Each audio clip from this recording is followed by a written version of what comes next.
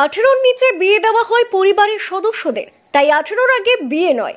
একাধিক উদ্যোগ গ্রহণ করল মুর্শিদাবাদ জেলার হরিহরপাড়া ব্লক প্রশাসন। 18 বছর বয়স পেরোনোর আগেই বিয়ে হয়ে যায় দেশের 1.9% মেয়ের। 18-র পাশাপাশি 21 বছর বয়সের আগেই মেয়েদের বিয়ে হওয়ার বিষয়টিও ছিল সমীক্ষার বিষয়। সেখানে আবার সবার প্রথমে পশ্চিমবঙ্গ। রিপোর্টে জানা গিয়েছে, পশ্চিমবঙ্গের 54.9% মেয়ের বিয়ে হয় 21 বছরের আগে। ঝাড়খণ্ডে সেই সংখ্যাটি 54.6%।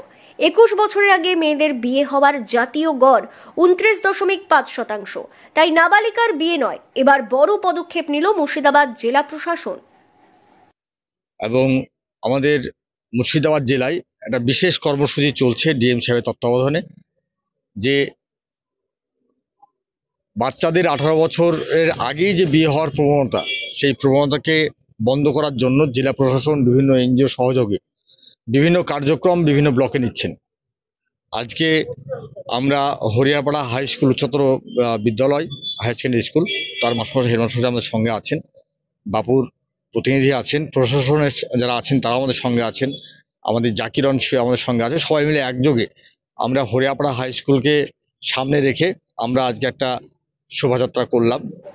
মুর্শিদাবাদ জেলা শাসকের নির্দেশে বাল্যবিবাহ প্রতিরোধে এক সুসজ্জিত ট্যাবলো এবার ঘুরবে হরিহরপাড়ায়। হরিহরপাড়ার বিডিও অফিস প্রাঙ্গণে এই ট্যাবলোর উদ্বোধন করেন বিধায়ক নিয়ামত শেখ ও এসডিও শুভঙ্কর রায়।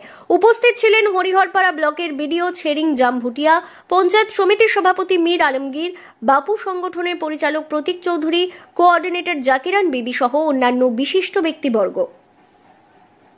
আপাতত দুটি ব্লককে বেছে নেওয়া হয়েছে, যেখানে সম্পূর্ণ বাল্য বিবাহ মুক্ত ব্লক হিসাবে ঘোষণাও করা হচ্ছে এবং তারই প্রয়াস, এটা অন্যতম একটি প্রয়াস।